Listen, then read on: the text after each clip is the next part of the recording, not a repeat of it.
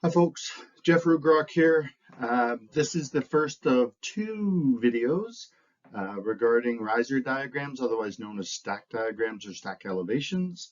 The basis of this not primarily, but to some degree comes from Blueprint Reading and Drafting for Plumbers by Michael A. Joyce. So have that textbook handy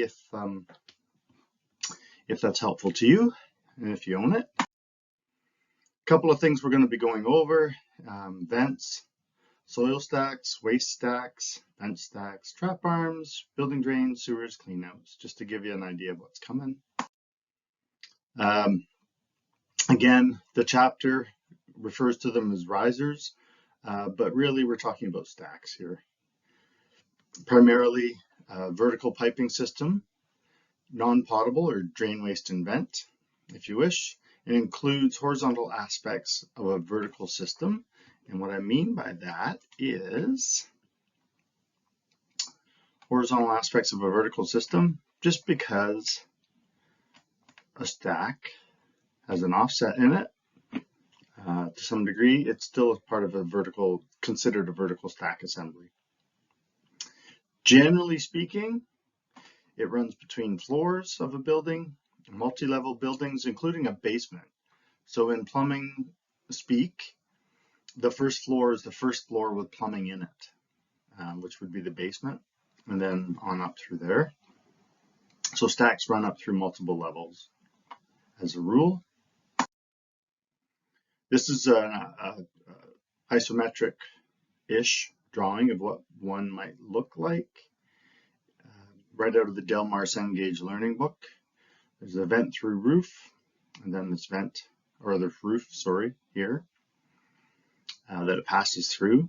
And stacks always end up in open air, right, above the roof of a house. Anyways, here we have the stack vent, waste stack, all these terms which we're going to be going through. So let's start. Vent through roof, otherwise known as VTR. It is actually minimum size 3-inch, and that is the Ontario Building Code. And you'll see, because sometimes referred to as the stink pipe, you have to keep it away from open windows, air conditioning units on commercial buildings, things like that, and it has to be well above the roof as well.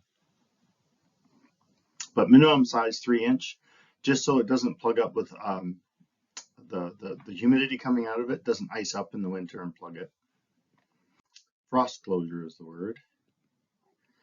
Stacked vent. This one I like to make it an apostrophe, so it's the stacks vent. Here it is here. This vent pipe comes off the top of a drainage stack. In this case, it's a WS, which is a waste stack, but a stacks vent comes off the top of an existing soil stack or waste stack. And of course, it terminates in open air. So as you can see, we're working from the top, we're working our way down a little bit. Oh, initials, just initials, SV. But anyways, put a little apostrophe in there, and then you'll know it's possessive. So a stacks vent sits on top of the stack. Soil stacks are a little bit of an odd duck, because the waste from a soil pipe or soil stack can't be easily harvested and reused. And that's because when you see the word soil pipe or soil stack, it's got human discharge in it. So toilets, bidets, that's where you wash your butt, urinals, and then bedpan washers or clinic service sinks. You're not sure what these are. There are other PowerPoints for fixtures, but a bedpan washer in short is, well, a bedpan itself is just what they might put under your butt in a hospital, that if you're bedridden, you can have a pee or a poo. And of course, that has to be cleaned out. Oftentimes they look like a toilet or a dishwasher. So you have automatic ones and then you have the manual ones. Anyway, so a soil stack, if we were to change this to a soil stack, we would simply take the waste stack out, put an SS here, And then you might add a water closet onto it.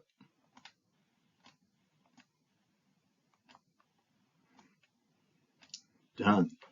Now I should tell you, this water closet toilet is what makes it a soil stack, but you could have a lavatory basin on here as well, and it's still a soil stack. Lavatory basin uses or dispenses, I guess, gray water waste, but it can definitely have, a soil stack can definitely carry gray water waste. So there you go there, soil stacks. Waste stacks are the complete opposite. It carries waste other than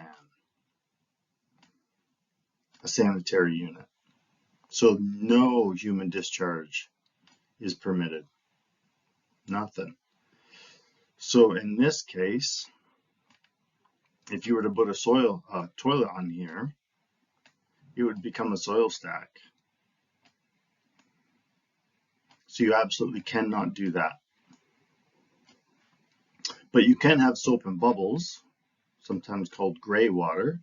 So there's the lavatory basin I drew in the soil stack drawing. You can definitely have a lavatory basin.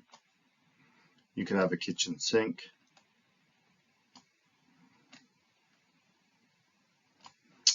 You could have a bathtub. All those sorts of things, right? So bathtub, lavatory, kitchen sink, shower would be the same as a tub, but essentially it's soap and bubbles, and that's just a waste stack. Next up, we have a stack vent. Stack vent is actually a standalone air pipe, often runs from the basement of a home all the way up through, and then it would connect vent pipes as you go along. So as an example, if you had a fixture that was way over here, let's say a kitchen sink,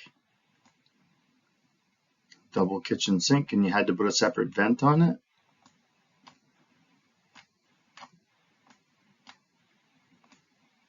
you just tie it into this piece, the vent stack. Anyway, so that's the vent stack, and of course it terminates also in a vent through roof. Like all the other stacks, they all have to end up through the roof somehow. Trap arm, I believe, and I'm not sure about this, but I believe your textbook calls it a fixture branch. It's singular, fixtures. But in this case, I'm going to use the term trap arm, which comes from the Ontario Building Code, and it is a fixture drain pipe. But that portion of it that runs from the weir of the trap or the spillway to the vent. So it runs from downstream of the weir, upstream of the vent, which is this piece right here. Because there's the weir where the water spills out of the trap and down the drain. So this is then the trap arm. This happens to be a P-trap. Again, if you watch the fixture PowerPoints, you'll know that a P-trap's relatively light duty fixture, and you always draw the P on there, with a P-trap on there. With something like a water closet, it's trap standard, which means the trap is built directly into it. So you wouldn't necessarily see that on a drawing. Therefore, the trap arm just goes from the outlet of the fixture to the vent. Again, downstream of the fixture, upstream of the vent. And that's it, that's trap arm. So, not drawn here, we have a couple of things referred to as the building drain and the building sewer. They are essentially the same pipe, but the building drain runs underneath the house to a point just outside the house by about 1 meter. It's generally gravity operated, horizontal-ish, right? It might have a vertical aspect, but for the most part, it runs well beneath your basement in your home. And it goes all the way to the furthest stack in the building, usually a soil stack. Anyway, so it's that pipe that lies underneath your house from the furthest point and out to the street. But when it hits the 1 meter mark outside the house, the same pipe changes names. It's called the building sewer. So it's almost always referred to as the building's drain and sewer combination, if you will. Anyways, the building sewer goes out to the system, disposal system. So for most of us living in the city, it goes out to a main drain that runs underneath the street. We'll get back to a drawing in a few moments for that one. And then cleanouts. Cleanouts, readily accessible. You have to be able to get to them, and airtight because you don't want the stink coming in the house. But the cleanouts are just something that you can open up and stick a drain cable down or a camera down, things like that to keep them out. In years gone by, we used to use pieces of wood actually screwed together called rods, and you used to screw these rods of wood together and shove them down. Generally speaking, at least the main ones, there's lots that you're required in a building, but the main ones have to be on the building drain, right by the outside wall of a house, and at the base of stacks. And again, there's ones you require for individual fixtures as well, but these are the main few that are well represented in your textbook. Sizing. A few things you need to know about size. Minimum sizes. So building drain, building sewer combination, 4-inch. So there may only be an 1.25-inch basin or a 3-inch toilet draining into your building drain and building sewer, but doesn't matter. They have to be 4-inch size. It's what I call an outlier. When you don't use the fixture to size a drain, I call them outliers. Same for that. Every house has to have a main stack, or a terminal stack, I call it. That's one that goes all the way from the building drain all the way up through the roof. And I refer to that as a main or terminal stack, and it has to be 3-inch all the way through. So again, you might just have a water closet of 3-inch or a lavatory at 1.25-inch, but you have to upsize these two regardless, all the way through. When you're labeling pipes on a drawing, you're going to be doing a little sketch for me today, as usual. I would like you to label the pipe sizes just at the change in diameter, or at the very least, try to minimize the number of pipe sizes you put on your drawing to keep it clean and uncluttered. And this is a great example of what that might look like. So if you're only going to label the pipe sizes at the change in diameter, you need to be able to read the drawing. And it's also important to know when we talk about sizing, we're not talking length, we're talking diameters. And usually the approximate inside diameter, nominal inside. Anyway, so let's take a look at this. Here we have the 2-inch, and you know that this pipe, because the 2 is right here, this piece of pipe is 2-inch. You have the 3/4-inch, and because it's right beside here, you know that this is 3/4. Same here, 3/4.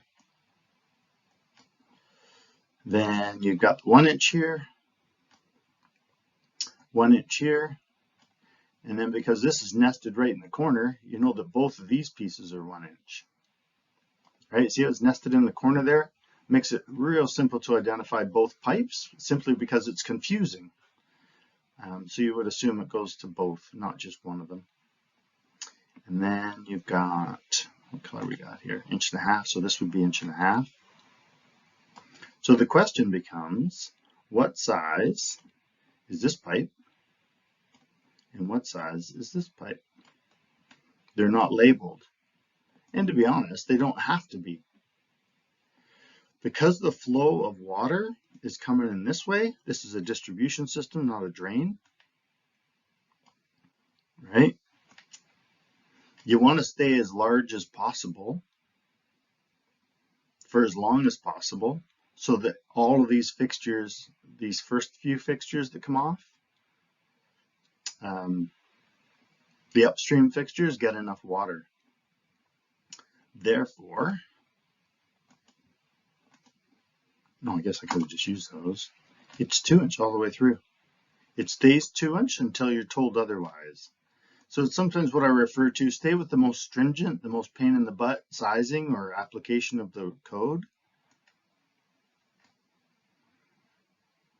And in this case, it would be 2 inch all the way through until you have to change. So this particular T would be a 2 by 1.5 inches. You always do the run first, largest run first, smallest run, and then the branches last. So it would be 2 by 1.5 inches by 1 inch. Would be that T. Anyway, so that gives you a sense. Every drawing's different. There's probably millions of different versions of this, but the fact is you want to try and keep your drawing clean and tidy. All right, so today I'd ask you to draw the speaking notes. So go back through everything that we just talked about and give me a nice little drawing. The next video I'm going to do, I'll do that drawing. But just to recap, I'll be looking for the vent through roof. I'll be looking for a stack vent, a waste stack, a soil stack, which is not actually here.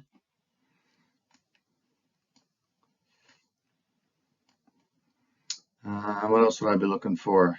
Vent stack. I'll be looking for some cleanouts. We talked about those being at the base of the stack. And then the cleanout on the building drain. So just where I would prefer the cleanout be inside the house. But anyways, I'm looking for the building drain inside the house and the building sewer outside the house, and along with minimum sizes. So I guess I can do that. So this would be 4 inch minimum.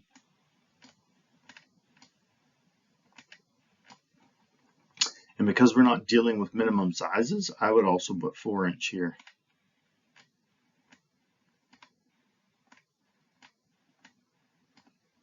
Three inch for the stack. This is the terminal stack. There is no rule for the vent stack, so I would just make this 1.25 inches, which is your minimum drain size. Boy, that's crampy. And then this would also be 3 inch.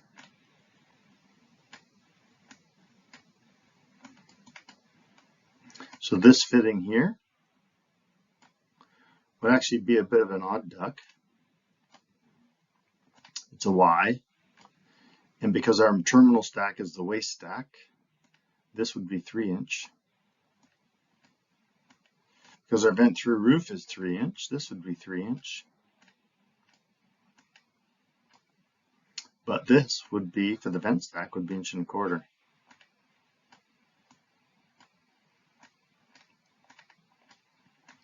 So to write that, it would be a 3,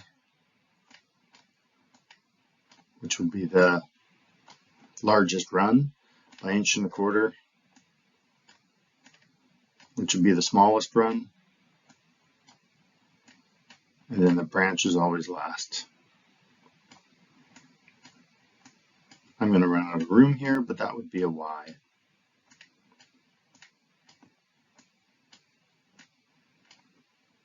Anyways, that's it. So Jeff Rugrock, video number 1 for riser drawings. Watch for the next one, and then I'll show you how to draw this all nice with a little house and stuff. Remember, for your drawing, I won't accept any copies of this, right? You have to come up with something a little bit original. Until next time, all things Prince.